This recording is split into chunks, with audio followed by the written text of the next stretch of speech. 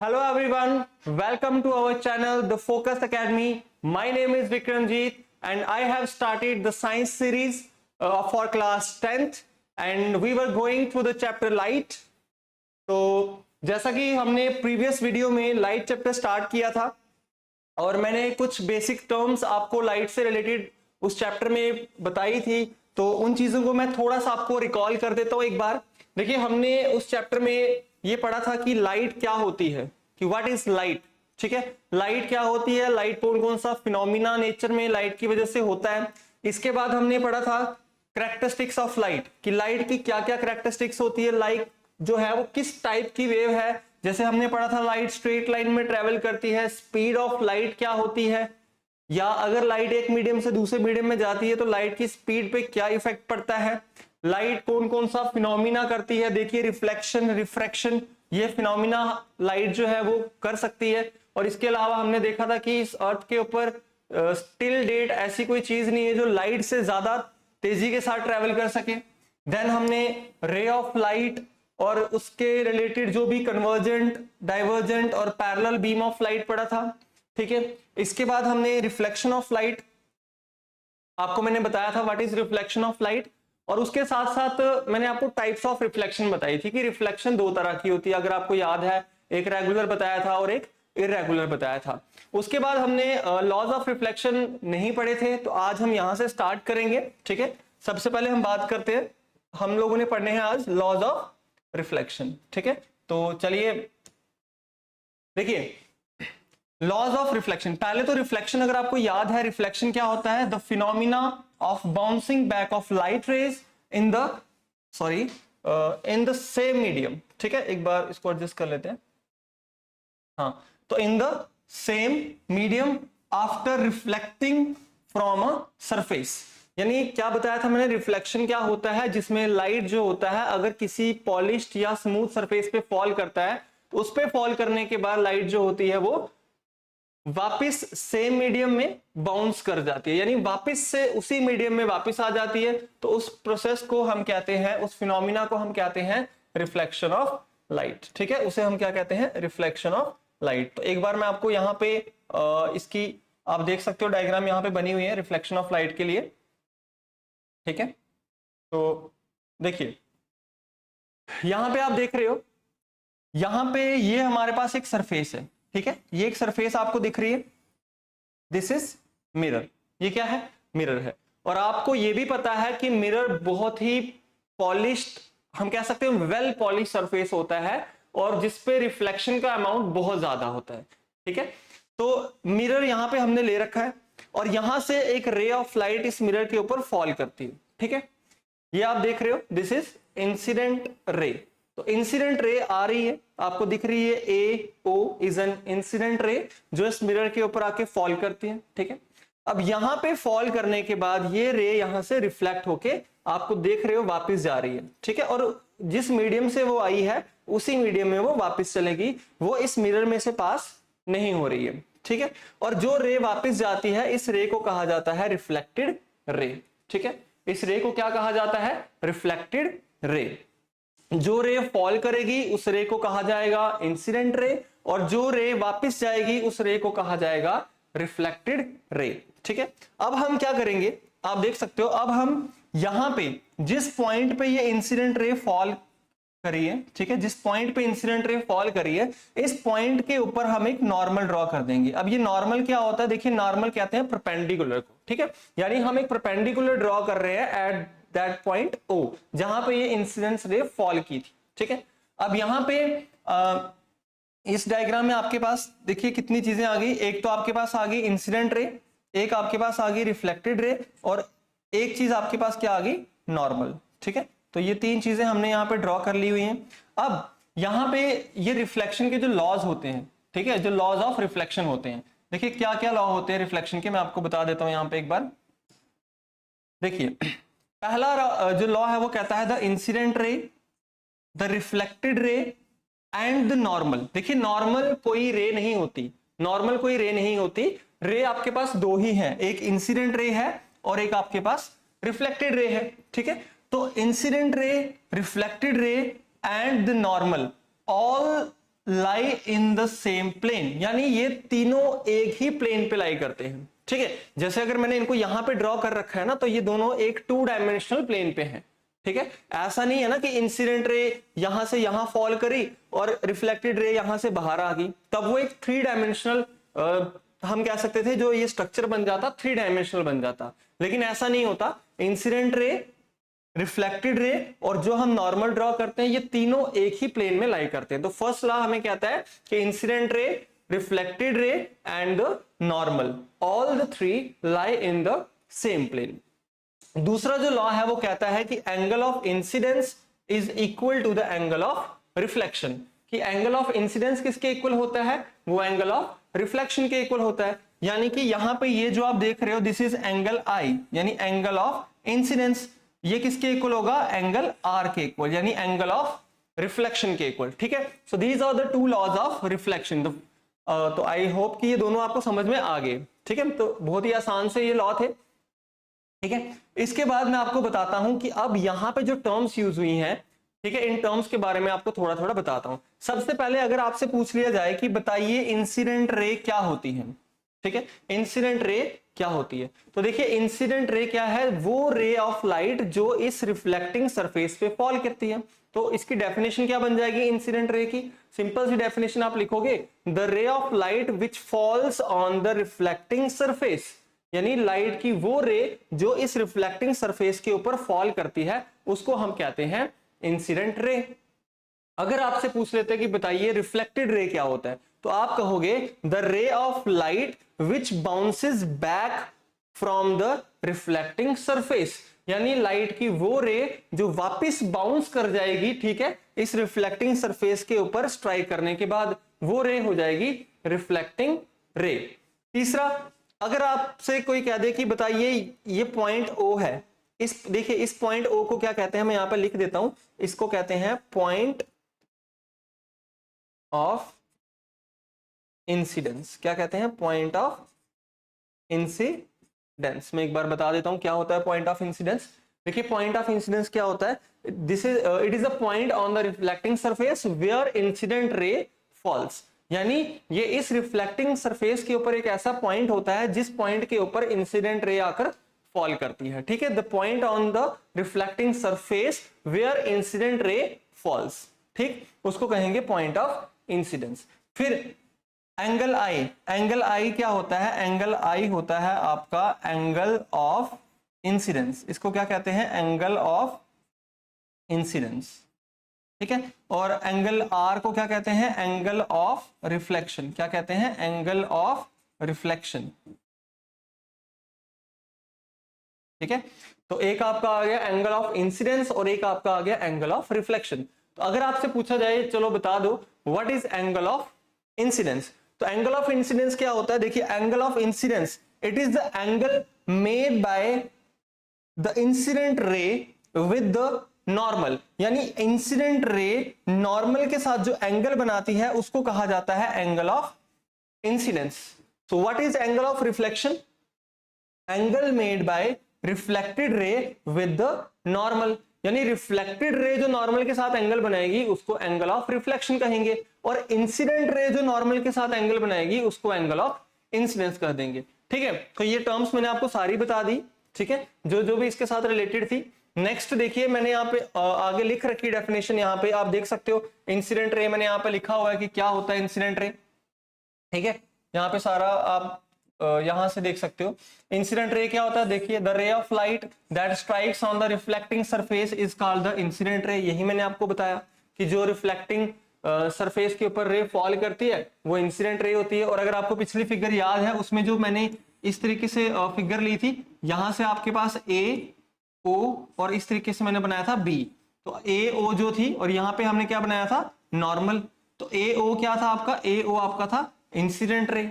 ठीक है, उसके बाद पॉइंट ऑफ इंसिडेंस मैंने क्या बोला कि it is that point eight which light is incident on the reflecting surface, वो पॉइंट है जहां पे लाइट आपकी इंसिडेंट होती है, यानी जहां पे आपकी इंसिडेंट रे फॉल करती है, यानी ये वाला पॉइंट, इस पॉइंट को बोलेंगे पॉइंट ऑफ इंसिडेंस। ठीक है, देखिए आगे लिखा भी है the point eight which the incident ray falls on the reflecting surface, यानी वो पॉइंट जिसके ऊपर इंसिडेंट रे फॉल करती है।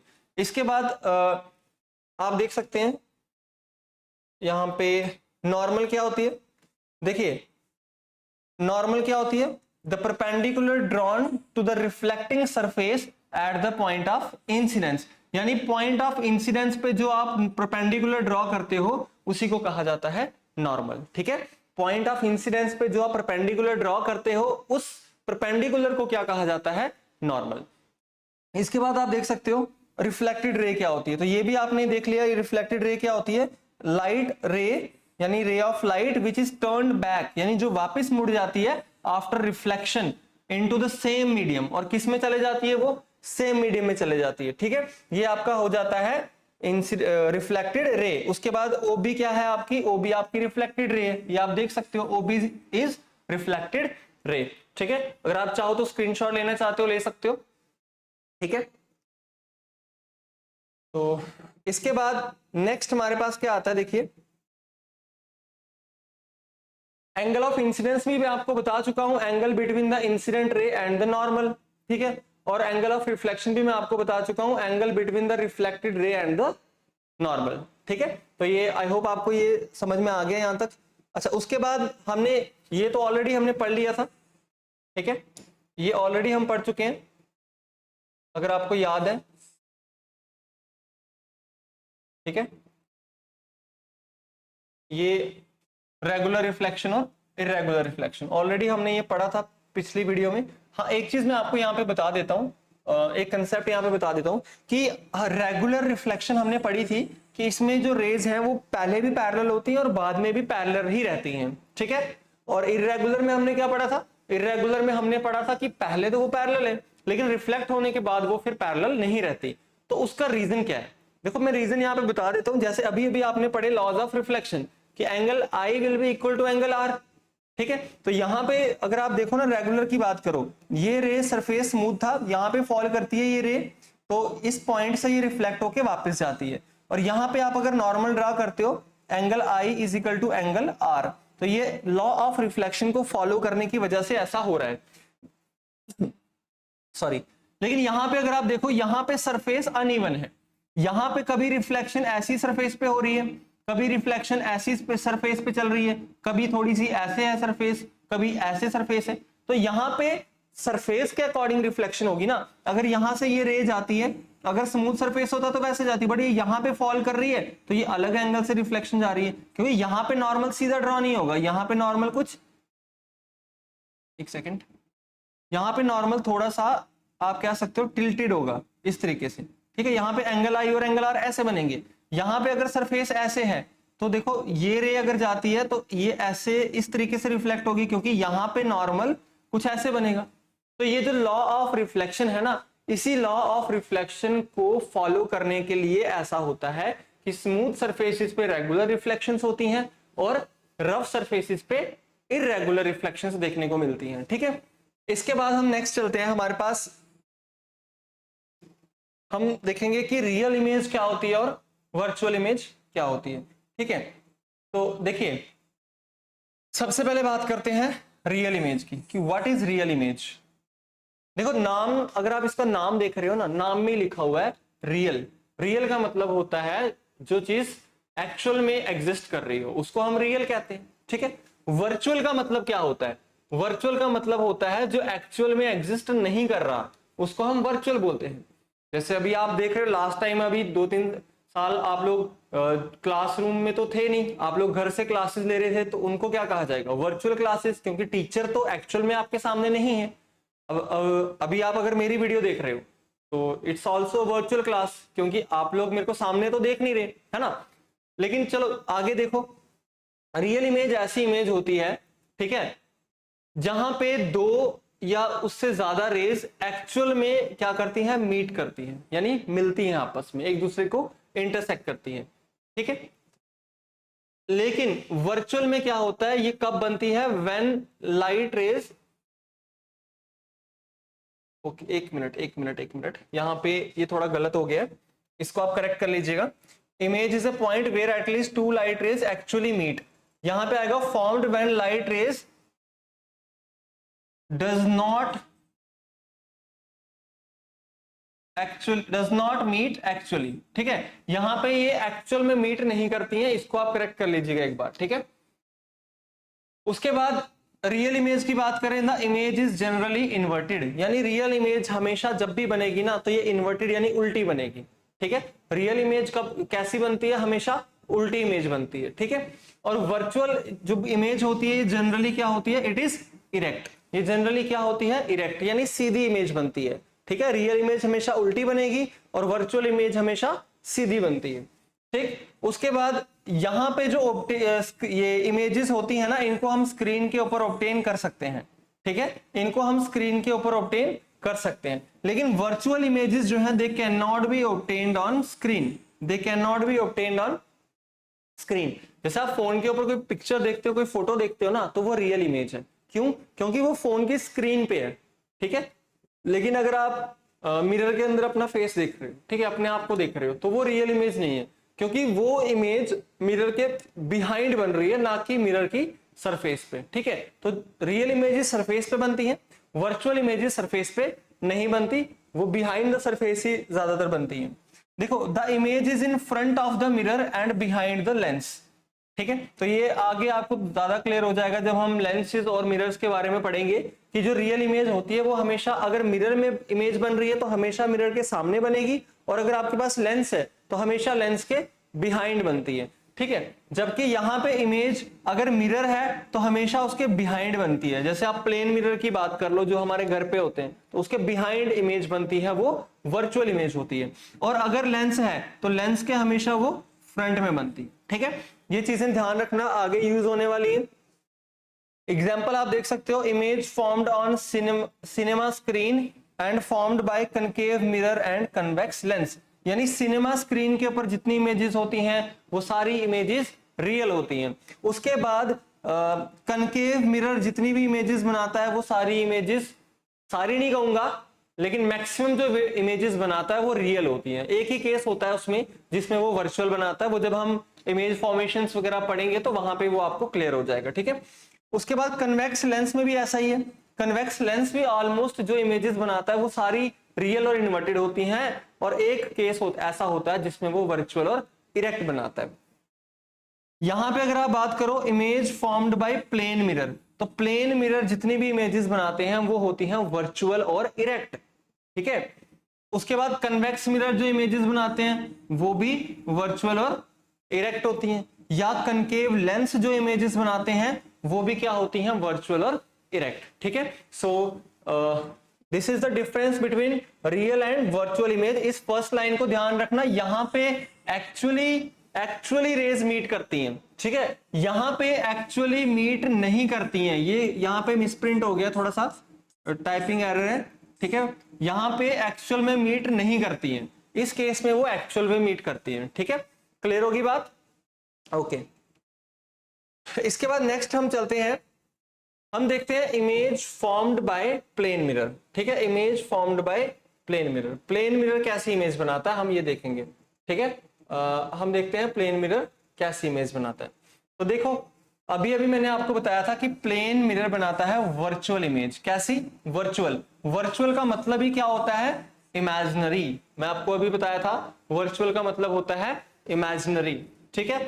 एक तो वर्चुअल बनाएगा यानी इमेजिनरी, और दूसरा इरेक्ट यानी जो इमेज बनेगी वो सीधी बनेगी, अपराइट, ठीक है। Image that do not form on screen, जो स्क्रीन पे नहीं बनती उस इमेज को कहते हैं वर्चुअल इमेज। दूसरा इसकी जो प्रॉपर्टी है, it forms literally inverted image. Literally inverted मैं आपको समझाता हूं, जिसमें क्या होता है कि लेफ्ट साइड जो होती है ऑब्जेक्ट की वो अपेयर करती है राइट साइड में, ठीक है, और जो राइट साइड होती है वो लेफ्ट में करती है ना। जैसे हम मिरर के सामने अगर खड़े हैं तो हमारा जो ये वाला हाथ होता है वो हमारे मिरर में अगर हम देखें तो वो लेफ्ट में नजर आता है, और ये हमारा लेफ्ट हैंड अगर हम मिरर में देखते हैं तो वो राइट नजर आता है, ठीक है। उसी को कहते हैं लिटरली इन्वर्टेड इमेज। देखिए, अब जो यहाँ पे इमेज का साइज होता है, it is equal to that of object, यानी जितना ऑब्जेक्ट होगा उतना ही उसकी जो इमेज बनेगी उसका साइज भी उतना ही होगा। अगर हम सुबह मिरर के सामने खड़े होते हैं तो जितनी हमारी हाइट है हमें उतनी ही इमेज सामने उसके नजर आती है, ठीक। Image formed is as far behind the mirror as the object is in front of it. यानी जितना दूर आप ऑब्जेक्ट को रखते हो ना प्लेन मिरर से, जितना उसके सामने ऑब्जेक्ट रखोगे प्लेन मिरर के, उतना ही बिहाइंड उसके आपको उसकी इमेज नजर आती है। ठीक है, ये आप प्रैक्टिकली करके देख सकते हो। जब मिरर के सामने खड़े होते हो, देखो जितना आप मिरर के क्लोज जाते हो तो उतनी वो इमेज आपके क्लोज आती है, जितना आप मिरर से पीछे जाते हो उतनी वो इमेज वहां पीछे जाती है। ठीक है, देखिए यहां पे मैं आपको बताता हूं हाउ इमेज इज फॉर्म्ड। आप यहां पे देख सकते हो। ठीक है, यहां पे आप ध्यान से देखिए, ध्यान से देखिए, ये बीच में हमने क्या ले लिया, ये मिरर है, this is a plane mirror. ठीक है, this is a plane mirror. यहां पे हमने ये एक ऑब्जेक्ट रख दिया। ठीक, हमने यहां पे एक ऑब्जेक्ट रख दिया। यहां से देखिए ये जो इंसिडेंट रे जा रही है, ठीक है, ये इंसिडेंट रे जाके इस मिरर पे फॉल करती है। अब देखिए ये कितने एंगल पे फॉल कर रही है, 90 डिग्री पे, यानी एंगल ऑफ इंसिडेंस ऑलरेडी कितना हो गया, 90 हो गया। तो एंगल ऑफ रिफ्लेक्शन भी 90 होगा, तो यानी ये वापस भी इसी डायरेक्शन में जाएगी। इस डायरेक्शन से गई थी और वापस भी इसी डायरेक्शन में आ गई। देखिए लिख भी रखा हुआ है ना यहाँ पे, ये इंसिडेंट रे जा रही है और वहीं से वापस आ रही है रिफ्लेक्टेड रे। ठीक है, एक केस तो ये हो गया। दूसरा, अगर हम रे को किसी एंगल पे लेते हैं, जैसे ये दूसरी रे जा रही है इंसिडेंट रे, ये मिरर पे फॉल करती है। अब देखिए ये किसी ना किसी एंगल पे फॉल करेगी, यहां पे ये परपेंडिकुलर है बीच में, तो ये कौन सा एंगल बन गया, एंगल आई, यानी एंगल ऑफ इंसिडेंस। अब देखिए जितने एंगल से ये रे यहाँ पे फॉल की है ना, उतने ही एंगल से वो रे वहां से वापस रिफ्लेक्ट होकर आती है। ठीक है, आप देख रहे हो यहां से ये रे रिफ्लेक्ट होकर आ रही है, तो इसको बोलेंगे angle R, angle I is equal to angle R. ठीक है, तो दूसरी रे आपकी ये आ गई। अब अगर मैं इन दोनों रे को आगे प्रोड्यूस करता हूं, एक रे ये आ रही है रिफ्लेक्टेड वाली, दूसरी अगर मैं यहां से देखूं तो ये ऐसे आ रही है, तो ये सीधा आगे चले जाएगी ऐसे। अब मुझे बताओ, अगर आप ये पिक्चर देख रहे हो, ये इमेज देख रहे हो, तो ये वाली रे और ये वाली रे, क्या ये दोनों रेज कभी आपस में मिल सकती हैं? इम्पॉसिबल। देखिए मिलेंगी कैसे, इनका डिस्टेंस जितना ये आगे बढ़ती जाएंगी उतना इनका डिस्टेंस बढ़ता जाएगा। ये दोनों रेज कभी आपस में एक दूसरे को इंटरसेक्ट नहीं कर सकती।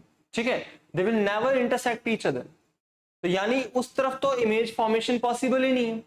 तो इस केस में अब क्या होगा, हम इन इमेजेस को इस मिरर के बिहाइंड, ठीक है, एक इमेजिनरी लाइंस बनाते हैं इनकी। देखिए मैं ये इस रे को प्रोड्यूस करता हूं इस तरीके से आगे, इस तरीके से, और ये दूसरी रे है, इसको भी बैक साइड में हम प्रोड्यूस करते हैं ऐसे।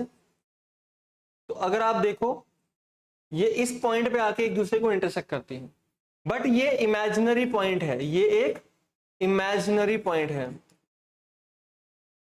ठीक है, this is an imaginary point. तो इमेज जो बन रही है ना अब यहाँ पे, ये इमेज बन रही है इस इमेजिनरी पॉइंट पे। ठीक है, ये इमेज बन रही है इस इमेजिनरी पॉइंट पे, तो यानी ये इमेज भी कैसी होगी, इमेजिनरी होगी, रियल तो हो नहीं सकती। रियल ये तब होती अगर वो इस तरफ जाके इंटरसेक्ट करते एक दूसरे को, तो बट वो तो इंटरसेक्ट करेंगे नहीं, हम तो उनको ऐसे एक्सटेंड कर रहे हैं बैक साइड में, मिरर के बिहाइंड उनको एक्सटेंड कर रहे हैं, और वो वहां पे जाके एक इमेजिनरी लाइंस हमने ड्रॉ की, वो इमेजिनरी लाइंस एक दूसरे को यहाँ पे काट रही हैं, तो वहां पे जो इमेज बनेगी वो इमेज भी इमेजिनरी ही बनेगी। ठीक है, वो इमेज भी क्या बनेगी, इमेजिनरी इमेज बनेगी। तो इस ऐसी इमेज को कहा जाता है वर्चुअल इमेज। क्या कहा जाता है, वर्चुअल इमेज, क्योंकि ये इमेजिनरी है और इमेजिनरी मींस वर्चुअल, ये बन गई वर्चुअल इमेज। तो ये this is how plane mirror forms images. ठीक है, कि प्लेन मिरर इमेजेस कैसे बनाता है। देखिए यहां से आप देख रहे हो ना, जितना दूर हमने ऑब्जेक्ट रखा हुआ है। ठीक है, एक सेकेंड मैं इसको इरेज कर देता हूं, थोड़ा काफी गंदा हो गया ये। देखो तो यहां पे आप देख सकते हो, देखो जितना जितना ये आप देख रहे हो इमेज, ठीक है, यहां पे इमेज बन रही है, जितनी इस इमेज की हाइट है, सॉरी ऑब्जेक्ट, जितनी इस ऑब्जेक्ट की हाइट है, ठीक है, जितनी इस ऑब्जेक्ट की हाइट है उतनी ही हाइट इस इमेज की है। जो इस ऑब्जेक्ट की इमेज वहां पे बनी उसकी हाइट भी इतनी है। और जितना दूर हमने ऑब्जेक्ट रखा हुआ है, देखो जितना दूर हमने ऑब्जेक्ट रखा है ना मिरर के सामने, उतने ही दूर आप देख रहे हो इसकी इमेज बन रही है बिहाइंड द मिरर।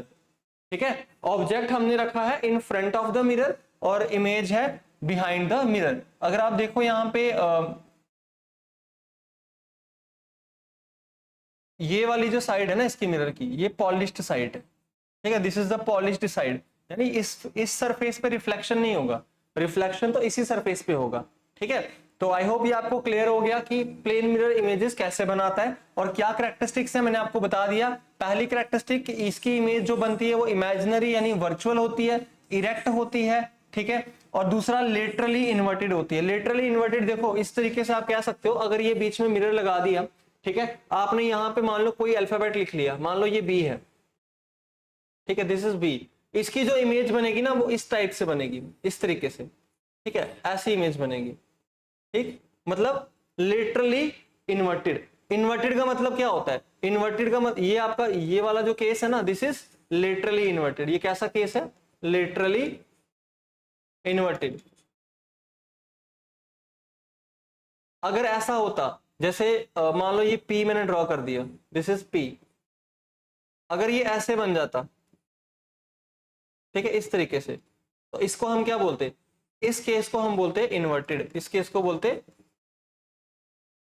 इन्वर्टेड। ठीक है, बट ये केस क्या है ऊपर वाला? This is literally inverted.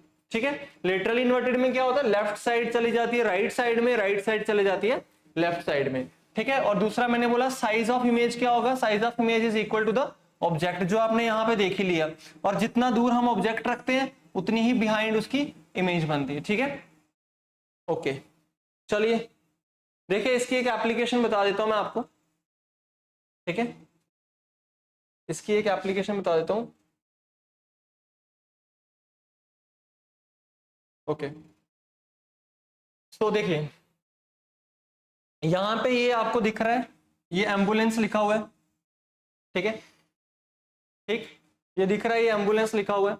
तो आप यहां पे देख सकते हो ये एम्बुलेंस जो है ना, ये आपको इन्वर्टेड दिख रहा है, लेटरली इन्वर्टेड। ठीक है, ये कैसे लिखा हुआ है? लेटरली इन्वर्टेड फॉर्म में, ऑलरेडी लेटरली इन्वर्टेड फॉर्म में लिखा हुआ है, सीधा नहीं लिखा हुआ।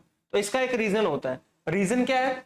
जब भी कोई सामने से कोई भी व्हीकल जा रहा है तो जो उसका रियर व्यू मिरर होता है वो एक प्लेन मिरर होता है, ठीक है, या फिर कन्वेक्स मिरर होता है। तो वहां पे अगर ऑलरेडी सीधा लिखा होगा तो उसको उस मिरर में वो इन्वर्टेड नजर आएगा, तो पढ़ने में प्रॉब्लम होती है। ठीक है, लेकिन जब यहाँ पे ऑलरेडी वो मिरर इमेज बनी हुई है, ठीक है, यहाँ पे ऑलरेडी मिरर इमेज बनी है, तो जब वो अपने मिरर के अंदर देखेगा तो उसको एम्बुलेंस का जो स्पेलिंग है वो इस तरीके से नजर आएगा। ठीक है, उसको वो सीधा नजर आएगा। ठीक है, लेकिन अगर वो सीधा लिखा होता उसको उल्टा नजर आता, जिससे प्रॉब्लम हो जाती। ठीक है, प्रॉब्लम क्या होती है? देखिए जितना जल्दी वो उसको रीड आउट करेगा उतना जल्दी वो इस एम्बुलेंस को क्या कर सकता है? साइड दे सकता है। ठीक है, तो ये एक क्या कह सकते हो आप? This is the application of lateral inversion. तो word ambulance is written in reverse because the mirror shows a characteristics of what we call lateral inversion. तो मैंने अभी अभी आपको बोला lateral inversion यहाँ पे ये शो करता है। lateral inversion से ये जो यहाँ पे एम्बुलेंस लिखा हुआ है वो उस जो भी गाड़ी चला रहा होगा, जो व्हीकल ड्राइव कर रहा होगा, उसको वो सीधा नजर आएगा। ठीक है, और लेटरल इन्वर्जन एक ऐसा फिनोमिना होता है, ठीक है, in which if a body is located in front of the mirror, the left side of the body becomes the right side of the image. ये तो मैंने आपको बता दिया कि लेटरल इन्वर्जन क्या होता है, कि अगर आप मिरर में कोई चीज दिख रहे हो या देख रहे हो तो उस ऑब्जेक्ट का जो लेफ्ट साइड होता है वो इमेज में राइट साइड हो जाता है। ठीक है, and the right side of the body becomes the left side of the image. ठीक है, और जो लेफ्ट साइड होगी वो राइट चली जाएगी, जो राइट साइड होगी वो लेफ्ट चली जाएगी। ठीक है, तो आज के लिए हम यहीं तक रखते हैं प्लेन मिरर जो हमने पढ़ लिया। ठीक है, I hope you like the video and thanks for watching.